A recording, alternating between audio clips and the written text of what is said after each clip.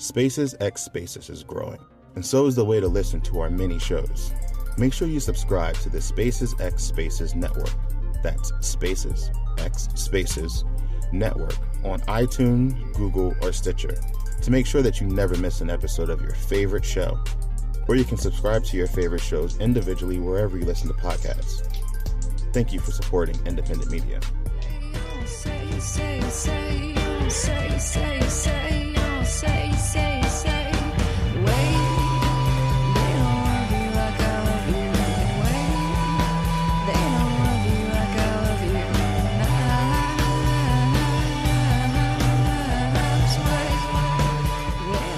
Okay.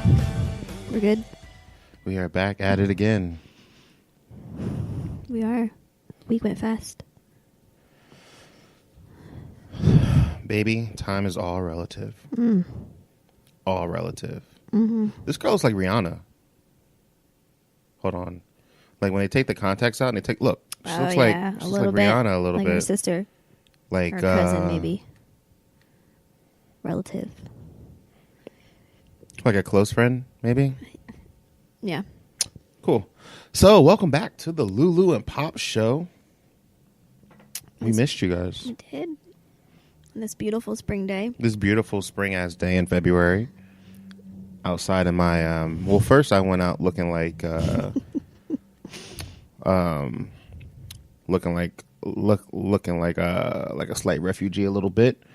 I had the kind of snug, what's that? Would you say that's tiger or leopard?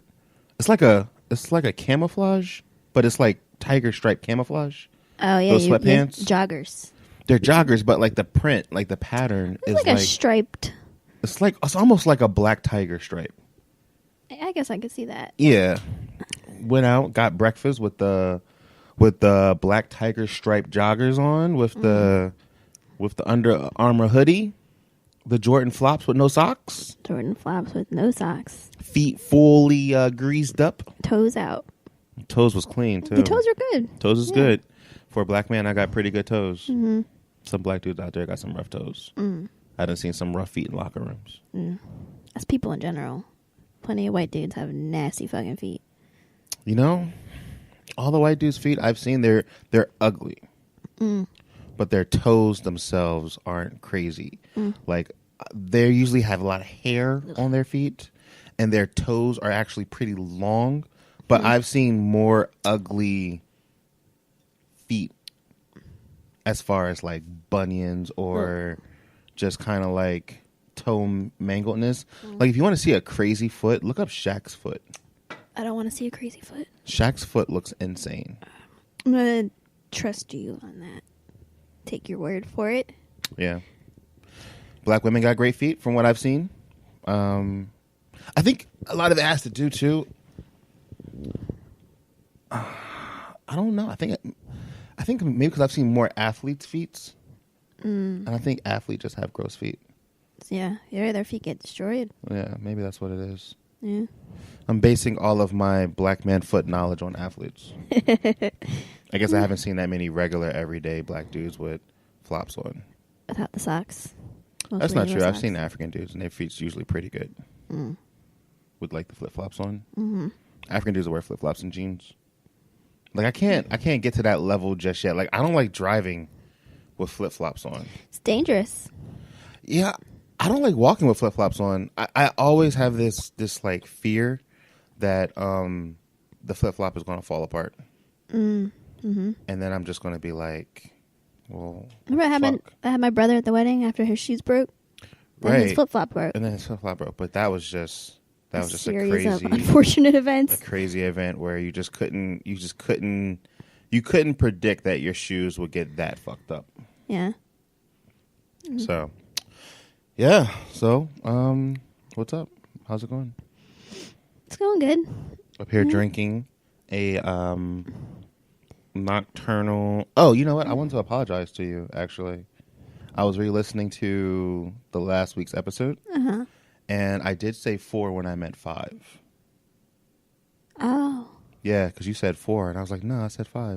And I listened back to it, and I actually did say 4. I said in for number 4, but I had 5 in my hand, so I did that very misleading thing where you were correct, but thank you. I mad my way into my own correctness. So, thanks. Did you wait a week to apologize, or did you just remember? No, I wanted to do it on the show because you know, I want to have your sincere reaction. Thank you. You're welcome. And every good podcaster should listen to their own podcast. Oh yeah, for sure. Yeah. Do you listen to yourself? Yeah, listen to. I mean, Do you ever cringe? no, it's not like I'm like singing. Mm-hmm. So. Damn, this is strong. Did you try this? Mm-hmm. Yeah, I've been drinking it. So we're drinking a Cricket Hill Brewery. Is this Nocturne? Chocolate ale. What do you think of it? It's a winter beer. It's dark. I don't think it. I mean, I'm glad we're drinking it now. Yeah. Because I don't know when we would be drinking it. But we do got some bomb-ass cider in the fridge Adair. Which is what actually what we're talking about tonight. Well, let's talk about it. Yeah. So, as many of you may or may not know, I am from East Stroudsburg, a little town 2 hours from here. The Poconos. The Poconos. But you don't ski. I hate the cold. I hate the snow. Mm-hmm. Not all people from the Poconos ski.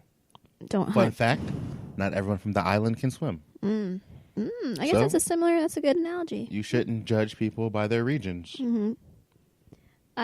But so we went up to the Poconos yesterday to celebrate my sister's birthday. What's up, Heather? Happy birthday.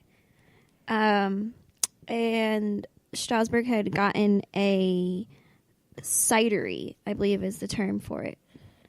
That's a cool concept. And I'd never been to one, and I was very excited to go to it, and it didn't disappoint. The name of the place is called Banters Hard Cider. The logo is very aggressive.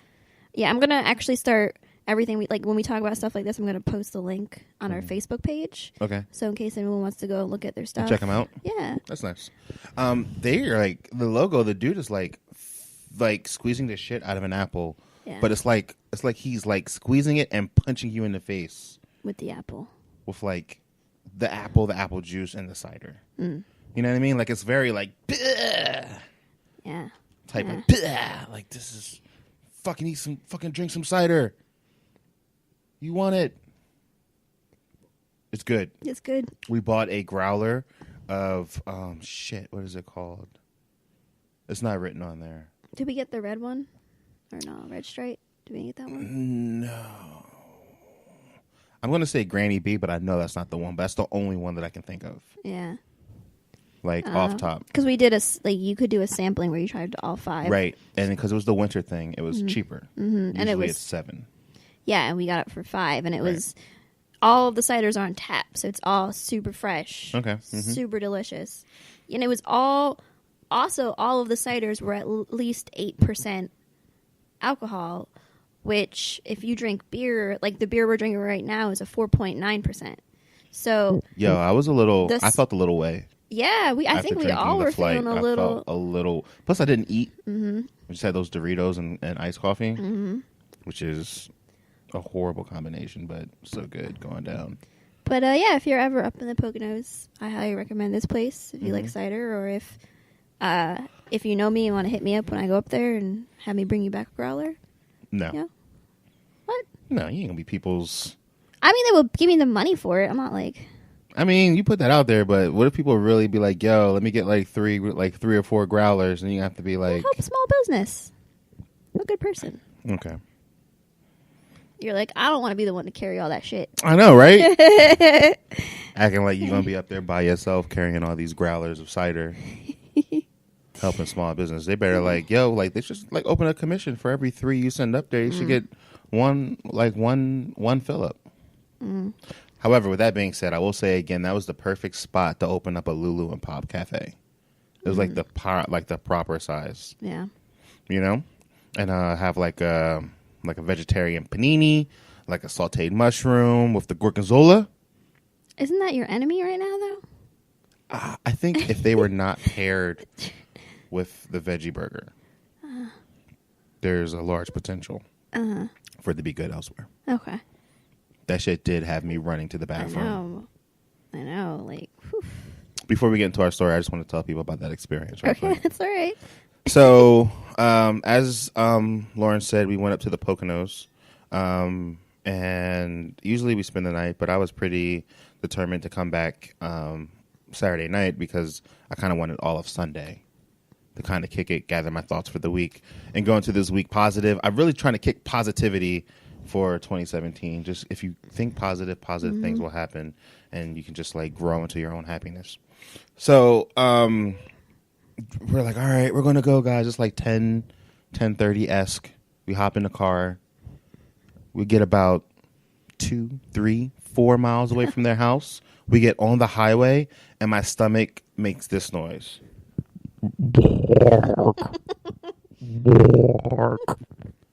I'm like, oh, God.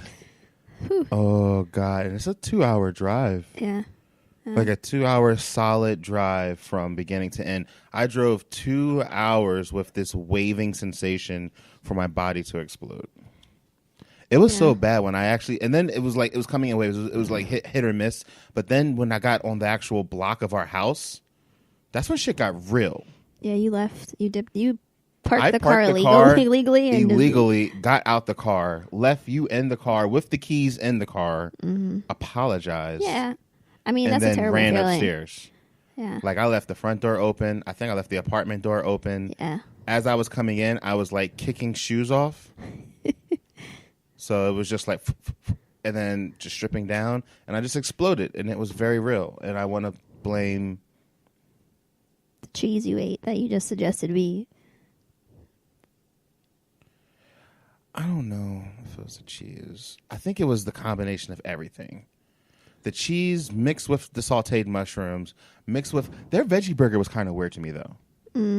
I think I might have felt some type of way even if I took off the mushrooms and just had the cheese on that veggie burger, because then they had these roasted tomatoes too. Yeah, and I just think it was just a little bit too much for my tummy at the time. But that's not here nor there. Things we peeped out this week. So, Viceland. Yeah, I'm like Viceland. I feel like it's gonna come up a lot because it's just so fucking phenomenal. It's such a great show. It's like, and it's not even just. It's just like, anytime you turn, unless it's Intervention, I don't really fuck with Intervention because it's so sad. And that's not a Viceland show. It's not. Intervention's been out before Viceland. I thought that was their version of it. No, I'm pretty sure it's just like they play. They've got some scripted shows too. They're going like the Netflix route where they're grabbing some British shows. If I play my cards right, maybe me and Derek can get waves on Viceland. How fucking awesome would that be? Amazing. So, what I want to talk about, the one thing we watched this week was an episode of Noisey. It was one about K-pop. Yo, which I knew very little about. I am slightly familiar with K-pop. I can name maybe one artist, two at best. I know G-Dragon for sure because he's kind of like Korean Drake to me in a way. Where that other dude was more like Korean Justin Bieber. Yeah, Taeyong. Yeah. Taeyong. If you don't know anything about Noisey is Vice's, I guess, music offshoot. And they do these really interesting, it's like a documentary series where they'll go to a certain location and just profile that location's music. We've mentioned it before with Noisey Atlanta. We saw Noisey Lagos. Do I say that right? Lagos? I think so. I am so bad at that. I need to get better. I really do. I just kind of... Remember Hooked on Phonics? It worked for me. Remember that? Yeah, like remember? Yeah. I never really like. This sounds strange, but I never like in the Jersey school system. I never learned how to read phonetically. Everything was just memorized. Wow. I didn't learn to read phonetically till I was like crazy old, and I was like, "Oh, this is a much easier way to do things." Because I would see words for the first time, and I would be like, "Oh, is that word? That's what that word looks like on paper? That is so crazy to me. It doesn't look like anything like what it sounds like. But then if you were to say it, then it kind of makes sense. So I memorized everything growing up, and it was just, Jersey public school systems is kind of... Actually, Jersey, a lot of that was South Carolina, too. South Carolina public school systems was not popping, and I was going back and forth between the two. I think, when do you start learning to read? Is that the third grade? I mean, the twins are starting in kindergarten. When do you start learning legit reading, though? Like when you have like tests, books and stuff. Like I remember being in the second grade and like having books to read. Well, I think I was in school in Camden in the second grade. I think. I'm not 100% sure on that. But I know third grade I was in South Carolina. And I was there for a while, like maybe 3-4 years. And then, things transition. But anyway, so, what was I talking about? Damn. Keep going. Just keep going with what you're talking about. I got off the rails. I forgot where I was going with that Hooked on Phonics thing. You want me to buy you Hooked on Phonics? Oh, no. Jesus, no. I'm good now. Like I can actually I just don't do it because I'm just used to like memorizing words and how they are perceived to be. But Noisey does a really great one, and they'll go to places and they'll like spotlight musical movements in that area, and they'll bring them to light, and they like not only go into like the music of that area, but a little bit of like the politics of that area, the social scene, how the music affects the community. It's like a really in-depth epic show with a really awkward host. Yeah, he's growing on me though. He grows. It depends where he's at. Yeah. Like, and when he was in the Atlanta episode, I kind of felt a little bad for him. But in the Soul one, he was actually like kind of charming in a way. Yeah. Because he was like interacting with like the little Asian chicks, and they were like super cute. Yeah. And he met with the huge pop star. And he got like socks and stuff. Yeah, and he was like, he had to get like drunk because he was so nervous to speak to him. Wait, which one? The Taeyong? Oh, yeah. Well, what really sucks about Korean pop music, a little something I didn't know, is even, like, first of all, it's like a real career. Yeah. It's like a legit career path where I feel like if you want to be a musician in America, it's not quite seen that way. It's more seen as like a strike of lightning. Yeah. You know what I mean? Like you're going to school and aspiring, maybe to be a musician. Right. But over there, it's like you're going to school to be a K-pop star. Right. Like there's like an institution where they educate you on how to dance, how to sing, how to perform. And then they'll brand you a personality and they'll be like, yo, you're going to be the shy one. Mm-hmm. You're going to be the outgoing one. You're going to be the girly one. And then like their images and their everything is so heavily controlled. Mm-hmm. Like they are straight manufactured stars. Yeah. I think it's very interesting. And even if they are stars, they still got to go to the army. Like the guys have to go to the army. I didn't realize the mandated the draft. Yeah. Was that man? Like it's like you ain't no one above it. I think Elvis got drafted at one point. Yeah, I think there's a picture of him in his little army outfit. Yeah. So I think that would be crazy to see. But if you ever get a chance, you should definitely check out Viceland, Noisey, and let us know what you think. Yep. We didn't get any response for question of the week this week.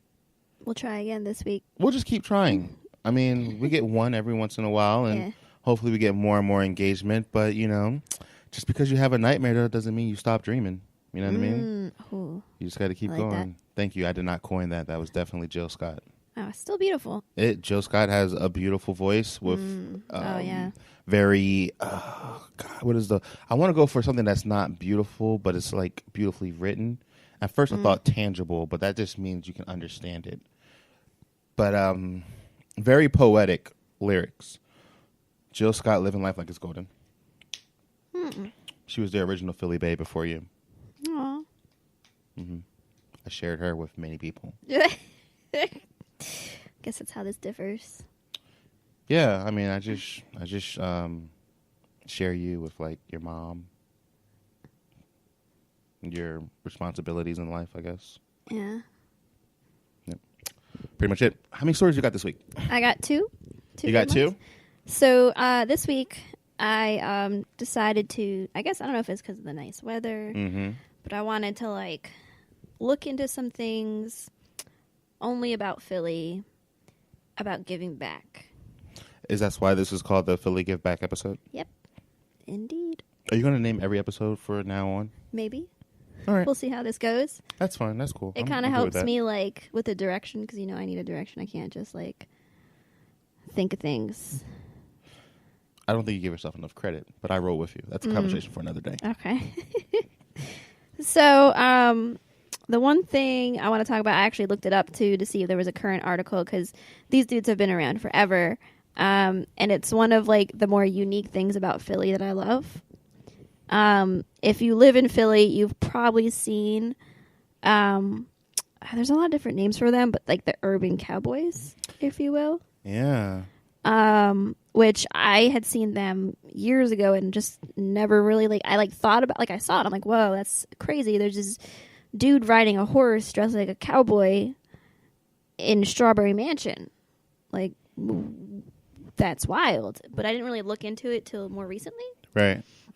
And basically, if you look it up, if you Google, Philly Cowboys, the Fletcher Street Urban Riding Club comes up immediately. Right. And they've actually been featured on a ton of shit. This is true. This American Life, Life Magazine. They've been in books, music videos, and many other publications. They've been around for over 100 years. And they're based out of the Strawberry Mansion area, which I didn't realize. Mm-hmm. But basically, where these dudes were keeping the horses and everything for a really long time was on land in Strawberry Mansion. And if you've ever been to Strawberry Mansion or driven through it, it's a very neglected area. Right. There's a lot of abandoned everything. So these dudes were keeping these horses on all this abandoned land. It was like nobody's land. Right. For 100 years. And in 2008, the city was like, you can't do that. So they decided to step in and bulldoze everything. So they all had to basically start over from scratch. Right. And are you looking at the pictures and stuff? I am. I actually, funny thing that you mentioned is the actual link, which is in the show notes for anyone who wants to see them. I'll try to link it too. There's another story by this lady, Anne Sophie Lindstrom. Mm-hmm. I don't know what the ... over the O, what kind of sound that's supposed to make. Mm-hmm. But she actually did she came here from, I want to say it was the Netherlands, and she shot this and recorded it. There's a video that goes with it, and she did it for her senior thesis. And it's very interesting because in the video, there's sub-notes in the video where you can get interviews from the different equestrian guys and interviews from her. And one of the things she was saying was that they were extremely guarded. Because apparently they've been getting a lot of coverage, and the coverage has been more negative.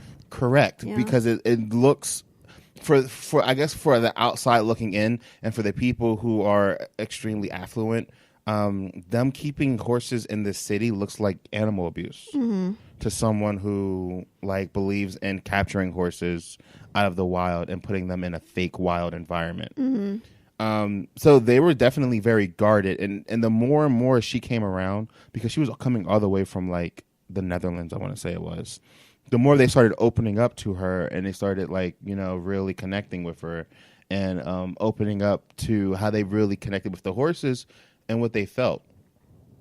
And that was it was such an interesting story. I was going to hit them up initially to do a story for my job, but yeah. I just didn't think I didn't think my job would appreciate them the way that they would need to be appreciated. Yeah. I don't think my job would appreciate them the way that she appreciated them. Right. And the way that she crafted her story around them. I'll try to find the actual video itself, and it was really, really good. It was really, really beautiful. It was really poetic. And I just love that this exists. Yes. You know what I mean? It's beautiful.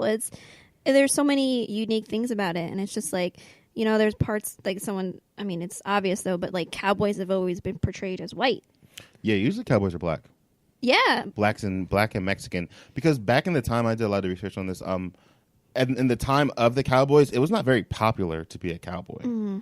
It was not something you really like bragged or like went out and do, because cowboys weren't like these guys that like rode horses and jumped on trains. They weren't like as romanticized as Hollywood has made them. They were like hard-working motherfuckers. You know, like they were like dudes who worked long hours on ranches that they probably didn't own. You know, and a lot of it had to go with the like blacks, Hispanics, and Native Americans, were a large portion of the cowboy population. I don't know if you knew that or not. Yeah, but yeah, this is a great story. Yeah, and I'm going to link this on our Facebook page too. There's actually a rally.org, which is basically like another type of GoFundMe that they have set up.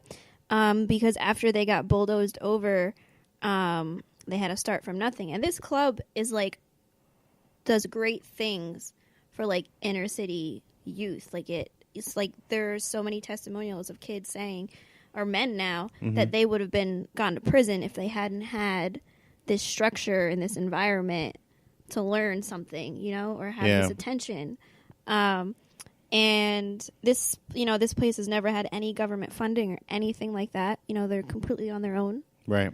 Trying to do some good. So there is, they do have like I've never heard of rally.org, but it's basically a GoFundMe. I think it's for nonprofits. Okay.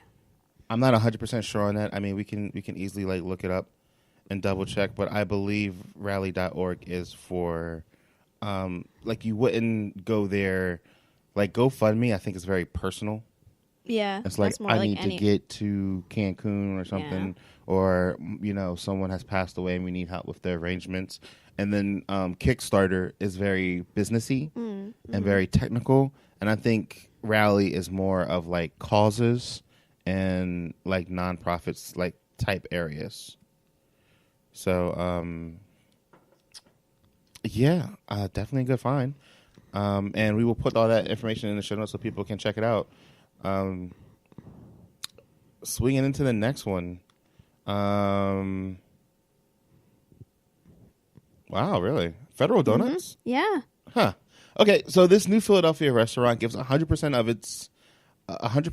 its profits to charity. Can you jump more into this? Yeah, sure. So this just started actually last month. And it's a nonprofit and philanthropic organization in Philly, because this is the Philly Gives Back episode. Philly Gives. And the name of this restaurant, it's more than a restaurant though, is called the Rooster Soup Company. It's actually downtown Philly. It's like 15th and Sampson. Okay. Yeah. And they are partnered with Federal Donuts, which is a popular coffee, donut and fried chicken shop in Philly. Yep. And the Broad Street Hospitality Collaborative. And it is also helps them gain access to food, healthcare, and even mail service. So basically, Federal Donuts was paying people to get rid of all of the chicken they didn't use. It was costing them money. How does that work? Like they were... How does that work? They were like basically, you know, like how you pay a garbage man to come take your trash. Right. They had all these chicken parts they weren't using, and they wanted to figure out a way to repurpose them. Right. Okay. So they figured out a way to repurpose them into chicken soup. And basically they wanted to donate a lifetime supply of chicken soup to the Broad Street Hospitality Collective. Right. And eventually start something where they would basically give back. Mm-hmm. And they actually picked a location. If you know anything about downtown Philly, it's a bustling area. It's a, how would you put, it's a upper class area. Where is it? 15th and Sampson.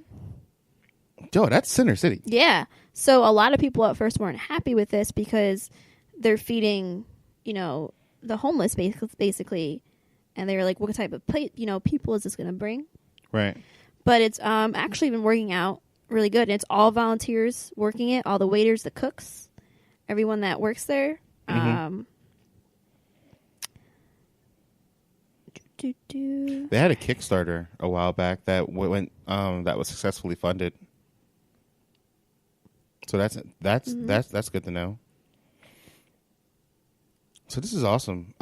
That's interesting how they can, like, I wish more companies would do things like this. Like, one of the things that really frustrated me, especially being in the military, we would throw away so much food. Yeah, Whole Foods. Whole Foods, and if you tried to give it away, they would freak the fuck out on you. You would get fired. Yeah, Starbucks was a little bit more flexible, where we would put food inside of, like, what are those things called? At certain ones, we would put them in those Philly paper bins, and people knew when to go there, or we would bag them up tightly all in the same bag for people to grab. But even at Starbucks, they, like, certain places was really cracking down on. Yeah, I tried. I mean, and that's so fucking greedy and selfish and disgusting. That you would rather burn your food than to give it to people who are in need. Because even I remember at Whole Foods, you couldn't take a sandwich. If we were putting food in trash, like if whole sandwiches that we had made that day were fresh, if you took one home, that was considered stealing. But it was going in the trash. It was literally going in the trash. Yeah, I mean, there would have been great if there was like a program or some type of system where they would take that stuff and donate it out that night. Mm-hmm. So, but this place also has allows people to use their address for a mailing address. So they've actually helped more than 3,000 people get ID, housing, employment, and benefits. Wow! Through giving them an address. They also have a clothing closet, personal care packages, medical care, legal services, benefits, and housing assistance. See, that's what I'm talking about. Like, in the future, I would love to create something along those lines where you are really, really causing a change in people's lives. You know what I mean? And it's like the people who need it more, not I created a phone that like talks to you, but we're like giving people a chance to better themselves. And you know, like that's a great. I wish I would have like been up on these topics beforehand, because I feel like my relationship subject matter is not on par. I just was really excited to like find these. Yeah. You know, my relationship stuff is not up to snuff. So to segue into the relationship segment of Lulu and Pop episode, we got stalking your significant other. Give back. It doesn't fit to give back at all. No, that's fine. Damn. But, you know, maybe we can come up with something else and save this for another day. What would be giving back in a relationship?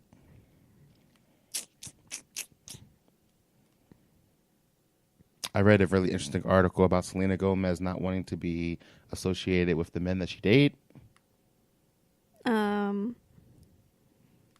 That's still kind of stupid. Damn. Oh, well. Stalking your significant other. Let's just roll with it. So the original article, I got it from a Pop Sugar conversation, and it was Jason Momoa. And he was talking about how he stalked Lisa Bonet before, making her, his boo thing. He looks crazy in this picture, by the way.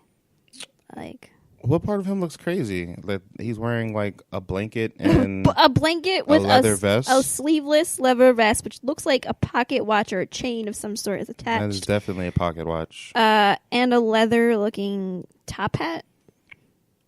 I mean, I think he looks awesome. I think he looks ready for. I think that was a Mad Max. Oh, they must have been there for their daughter. So maybe he was. Well, not their daughter, Lenny's daughter. Well, her daughter. Well, his daughter too. I mean, he had to have been around, so it is what it is. Okay, that makes more sense now. That's just not a fashion statement he was trying to make, but that was... Right. So, pretty much he said that he remember seeing her on TV, and, he romantically kind of, like, positioned himself to meet her. And it just got me thinking about what I believe is a good thing to do in moderation, which is slightly stalk the person that you think might be the one. Now, with that being said, I want to give out some disclaimers. don't be a creep. There's ways to stalk people without it being stalky. You know what I'm saying? There's ways to find out things about people and inform yourself on what they're into without being a complete like creep in the shadows, like smiling, sniffing their bras and showing stuff. up at their job. Right, yeah. I'm talking about, and what I mean by in the forms of stalking in this matter is being well versed in the person that you're interested in to know if they're worthy of your time and if you guys will be a compatible match. I wholeheartedly believe in the light stalking of someone that you think might be more than just a dinner date or a coffee. What about like saying coffee's not dates, right?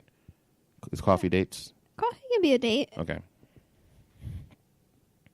What were you gonna say? Oh, like what if you're going on like a blind date or like a internet date and you look them up before, like look them up on Facebook. Oh, definitely. Yeah. 100%. Yeah. Yeah, but I'm thinking like a little bit more strategically. Like, let's say, for example, you work at a Starbucks. Yep. And let's say, for example, there's a certain young lady at a Starbucks that you're very fond of. Okay. But you don't want to jump too much into the relationship because you have the possibility of fucking it up. First impressions are super lasting. And I always wonder how many people have met their soulmate and because they fucked up the first impression, it's gone. Yeah. You know what I mean? Like, imagine if they were drinking too much or if they just caught them on an off day or they just wasn't ready for that type of, like, if you knew, like, the minute you saw me, like, my worst flaw, like, if you were exposed to that, what were the chances that we would be where we were? But if you had more of a chance to know me as a person and then that flaw was to come around, it makes it a little bit better. Yeah. I believe. Now, there are some people who can find someone in the worst of worst places and see them for their utmost worst and then believe that there's still a relationship there. And I call those people crazy. But because it's, that's like a lot to like see the absolute worst of someone first and then still want to be in a relationship with them. But I do believe in some light stalking. Find out how many siblings they have. Find out what they're into. Find out if they're into the shit that you're into. You may find someone who's gorgeous and beautiful, and then you realize that they voted for an orange tyrant. Oh, yeah, and then you'll be like, well, fuck. Well, that kind of kills it. Yeah. You got to be into the same shit. Yeah. I agree. So I definitely believe in some light stalking. Don't go overboard. Throw that name in Google. Throw that name in Facebook and see what comes up. Crazy comes up. See what light stalking also, what mutual friends you have. Oh, yeah. If you have some problematic friends, like if you were trying to holler at a chick and you notice that she was friends with a friend of yours who's like a notorious like sexual predator type dude, and hit him up and be like, yo, what was the nature of your relationship, to avoid any awkwardness, and then you can make a judgment from there. Definitely I believe in a soft stalk, and I want to know how you felt about that. I mean, I don't like the word stalk. I wish there was another word for it. What would be a better word for stalking? No. Researching is stalking. I know. But yeah, no, I definitely agree with it that looking into someone, making sure they are who they say they are, making sure there's nothing like they're, you go to their Facebook page and you see like 3 kids. You're like, oh, I didn't know they had kids. Right. Like they hid that. Like, to see if they're hiding anything. Yeah. Yeah, and also to see if they're into, if they're on the wrong side of the law, politics. Yeah. If you see some crazy shit, like some super anti-gay shit or something that, you're not down for. You're not down for, and you're like, you know what? I don't need to ever follow up with this. Right. Do you think that stalking someone before getting to actually know them could backfire in a way, though, at times? I mean, you don't want to out yourself. You don't want to be like, yo, I know you love this band. and they're like, No, I meant like, do you think it's possible that maybe like if you was to stalk like their digital presence, it doesn't quite match their in real life presence? Yeah, because I mean that does happen very often, that people's Instagrams or whatnot gives off a certain persona. Right. You know, they might be an actual like more modest and shy person. Right. But on Instagram, they're like, you know, scantily cladly dressed and yeah. I think I am I almost say one of the few, but I'm like a older millennial in a way where I was around before the social set popped off, and then when I was, I guess, in prime dating time, like social media was very much a thing, and it was like on that like the beginning cusp, and I like learned how to present myself online at like a nice age. Like by the time I was 26, 27, I knew the pitfalls of presenting yourself online one way and then being another way in real life. And I like take pride in knowing that currently as a, 30-something-year-old man, my social media image directly matches. It reflects who you are. Who I am now. So if you see me on Instagram, if you see me on Facebook, I generally don't post that much. I generally don't get into that many conversations. And it's kind of a direct reflection of who I am as a person. Yeah. So, yeah. All right. Cool. Interesting. So, if you're single, go out there and stalk some people lightly. It's not creepily.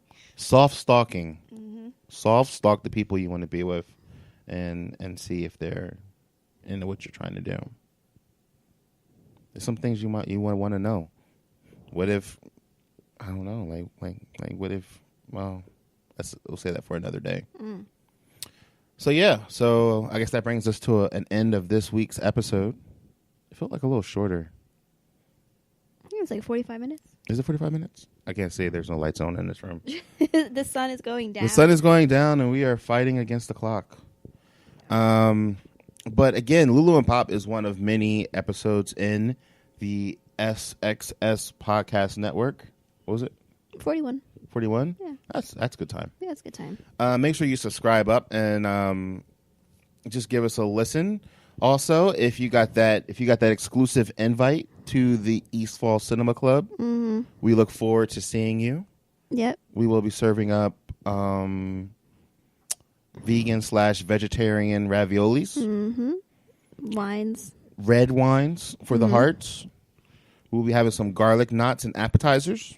And the film we will be watching will be Warm Bodies. Yep. And if you didn't get an invite and you're like, I really want to come, hit us up. Hit us up if you're listening to this and you want to participate and come to the Humble Abode and get some good foods and hang out with some good people. Let us know and we will maybe possibly invite you. Maybe. Possibly. Yeah. Invite you. Good times. There's going to be an encore film, probably similar to last film session, which was in December. We skipped January because it was kind of hectic. But January is cold. It was very cold, yes. But we're possibly going to be a follow-up film right after Warm Bodies. So that should be our question of the week. What should our follow-up film be? I already got that handled. Oh. I got my main mans on it. Ooh. Okay, never mind. Yeah. I mean, stay up on the Facebook thing. You can see the whole comments. You can see the feed. Questions of the week should be, did you stalk your partner before you got with him? Yes. It's a good one. So, question of the week. Did you or did you not stalk your significant other before you made the move? And to answer it right now, I definitely stalked you. We worked together. Still stalked you. At one point, I went as far as to create an OkCupid account. Try to find me? To find you. And just kind of see if your OkCupid profile matched who I thought you were. But I looked you up online, and I was in tight communications with Selena. Our bald and beautiful. She's more than a friend. She's like family. our bald and beautiful cousin. Yeah. You know? Yeah. Our bald and beautiful little cousin definitely helped me out along the way. And so, yeah, I was definitely stalking. Light stalking. The proper amount of stalking. Dabbled. I dabbed in the stalking, and I kind of got an idea of what you were into, and you know, and when the time was right, I made my move because I was on the stalk game. You know what I mean? I was just waiting for like one nigga to slip up, and then I slid in. I was like, "Yo, what's up? How you doing? What's going on? Yeah. Would you like to get some drinks?" It's true. That is how it went down. Yeah. So what about you? Did you stalk me? Nope. I mean, I worked with you. We didn't work together. We didn't have that many shifts together. I mean, we worked in the same Starbucks. We did, but you were a morning shift gal. Yeah. You were there at like 6 a.m. and shit. Not by choice. Oof. I'm just letting you know. And I was a closer. I know. Sometimes our paths cross, though.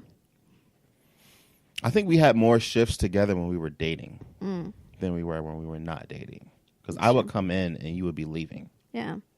And every once in a while, I think one time we got stuck on the same shift and we went out for drinks. Yes. Yes. Which was a date.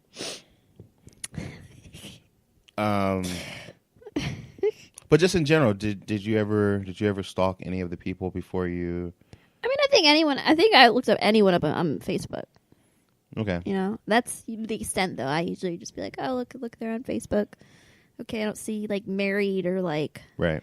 You know, them with like another chick. You know, because shit like that, I'd be like, woof, done. Right. That's why I never understood either, like, it's kind of off topic, but like on dating profiles, the dudes that would post themselves with like chicks. Right. Like, who wants to see that? Like, I think in the male psyche, there is this myth or mythology that women only want men who have other women. Like as a man, you are not desirable unless another woman wants you or has you. And so I don't know how true that is. I know that when we started dating, some chicks who I was trying to kick it with came out the woodworks. yeah. Climbing out of the cabinets like gremlins and shit. Like, and they politely got blocked on Facebook. But I don't know if that was more of a... I don't know. I don't want to feed into that myth that women only crave certain men when they are in relationships. It's kind of like how that whole married man thing goes. Like, you would think a married man would have the hardest time cheating. Like an openly married man. Like, I got my ring on. My wife will be home at 7. If you're trying to get this Pinot, it has to be fast and quick. And we're not getting out of the car. But there are more people who have that type of relationship where they are cheating with openly married men. And it does kind of like make, like, if I was just a guy who wasn't thinking about the social causality or anything about a woman, if I just took it what one woman does as face value for everything every woman would do, then it would make me believe that women, there's a large chunk of women who only want men who are currently taken. I don't think it's a large chunk. I think it's a damaged chunk.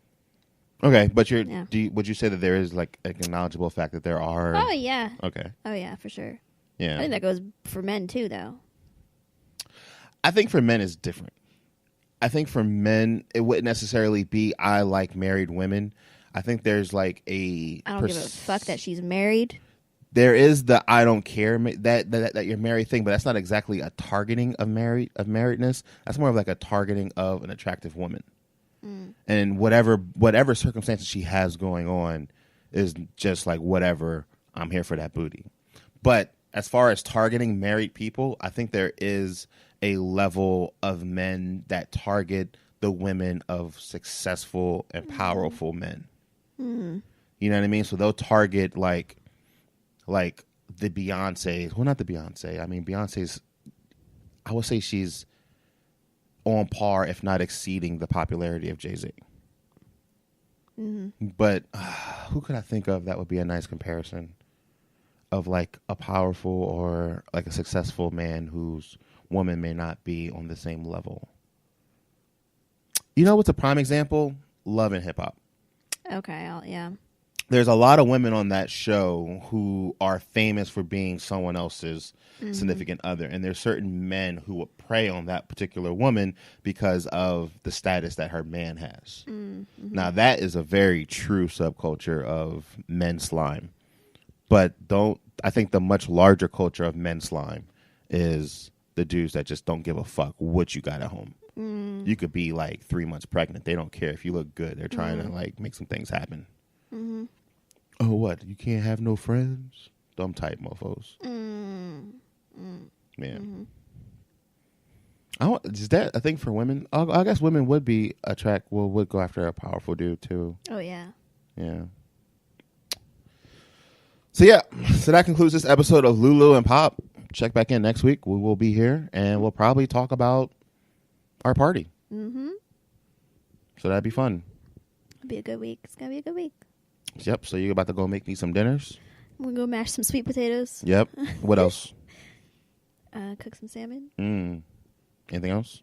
I got some cider one day. Is that cool? Cool. All right. And until next week, say goodbye, Lauren.